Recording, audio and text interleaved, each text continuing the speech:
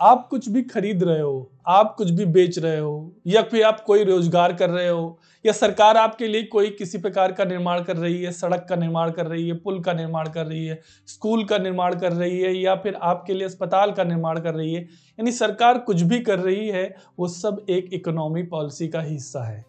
अब ये economic policy है क्या? इकोनॉमिक पॉलिसी, जितनी भी इकोनॉमिक एक्टिविटीज हो रही हैं, जितना भी डेवलपमेंट हो रहा है, ये सब इकोनॉमिक पॉलिसी का ही हिस्सा है। तो जो गवर्नमेंट इकोनॉमिक पॉलिसी लेके आती है, इसके दो पार्ट होते हैं। एक पार्ट होता है मॉनेटरी पॉलिसी और एक पार्ट होता है फिजिकल पॉलिसी।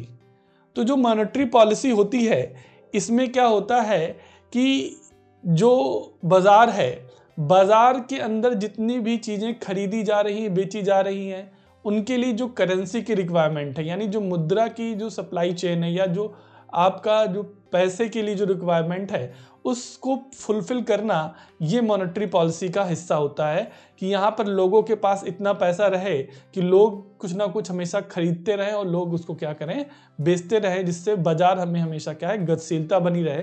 तो इसको मैनेज करने का काम जो है वो मॉनेटरी पॉलिसी में होता है हमारे। अब फिजिकल पॉलिसी क्या होती है?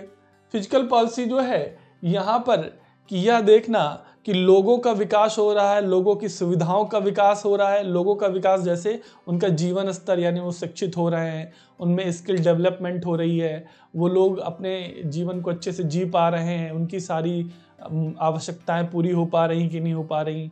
साथ साथ जो जैसे इंफ्रास्ट्रक्चर डेवलपमेंट है, जैसे सड़कों का निर्माण हुआ, पुल का निर्माण करना हो गया, या फिर अस्पताल हो गए, स्कूल हो गए, इन सब का जो निर्माण करना है, ये सब हिस्सा जो है आपका फिजिकल पॉलिसी के हिस्से के अंतर्गत आता है।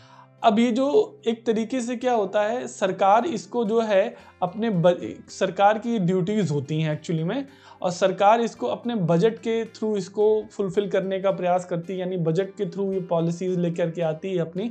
तो इसलिए इस पॉलिसी को बजटरी पॉलिसी भी कहा जाता है। और यहाँ पर क्या है कि सरकार जो है उन टारगेट्स को पूरा करती है। एक्चुअली में जो फिजिकल पॉलिसी होती है, या उन लक्ष्यों को पूरा करती है, या उन टारगेट को पूरा करती है जिन्हें मार्केट नहीं पूरा कर पाता या बाजार पूरा नहीं कर पाता। जैसे सुरक्षा हो गई, स्वास्थ्य हो गया, शिक्षा हो गई, ये सारे काम ड्यूटीज किसके हैं? गवर्नमेंट के हैं। तो गवर्नमेंट अपने इन टारगेट को फुलफिल करने के लिए जो है, जो पॉलिसी लेके आती है, उसी को हम लोग जो है फिजिकल पॉलिसी कहते हैं।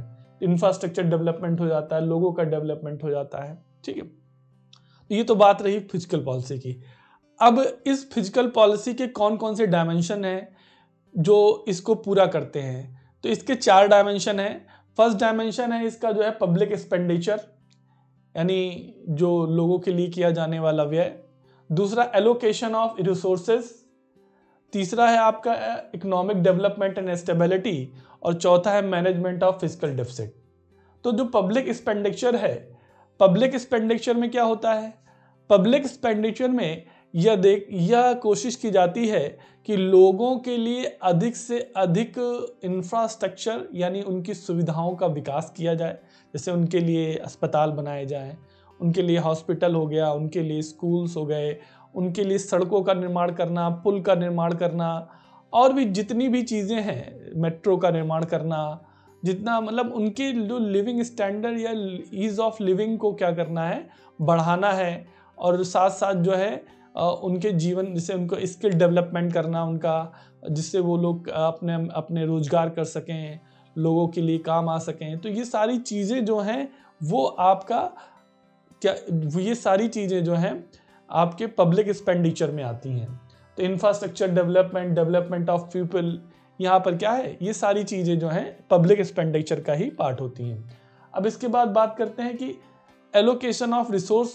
तो एलोकेशन और रिसोर्स में क्या होता है, जो देश के जितने भी रिसोर्सेज हैं, इन रिसोर्सेज का यूटिलाइजेशन ऐसा हो कि सभी को इसका लाभ मिले, यानी सभी जितने भी पीपल हैं, पीपल ऑफ द इंडिया या किसी भी कंट्री के हैं, तो वो लोग जो हैं अगर देश में रह रहे हैं तो उस संसाधन या उस रिसोर्स पर सभी का बराबर का अधिकार होता है।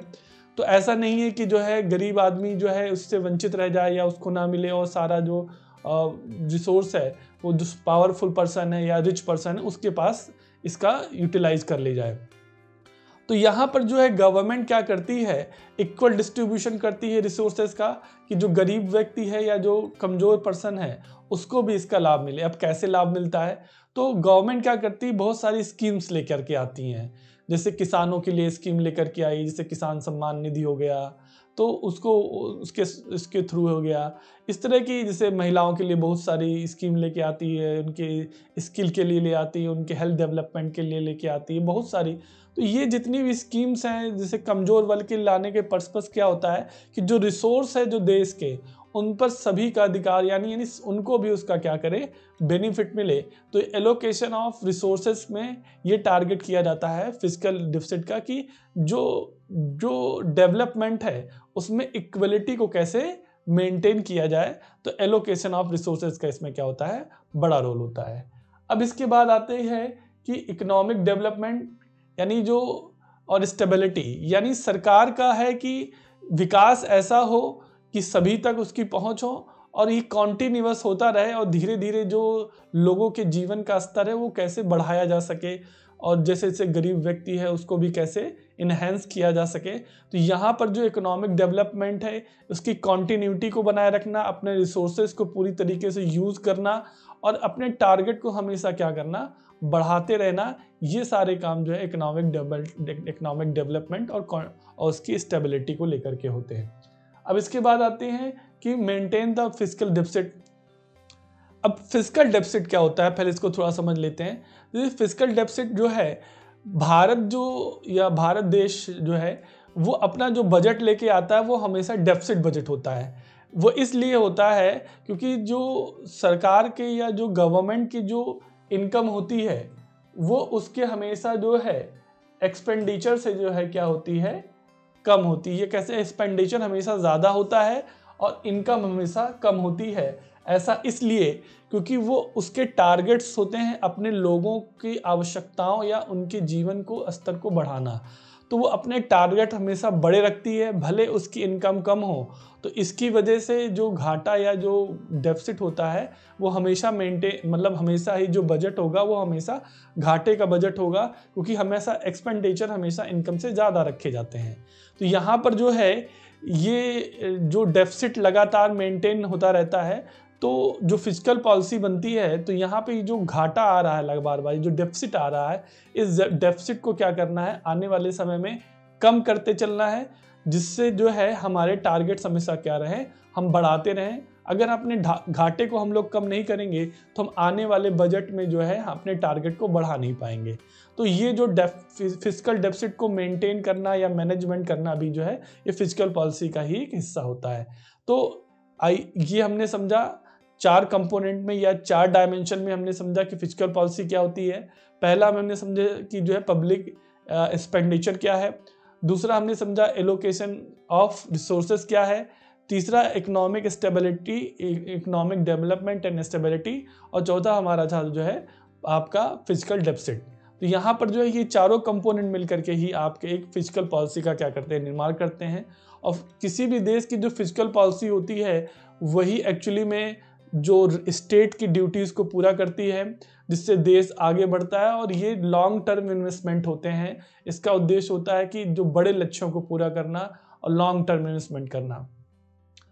तो ये रही आज की हमारी फिस्कल पॉलिसी।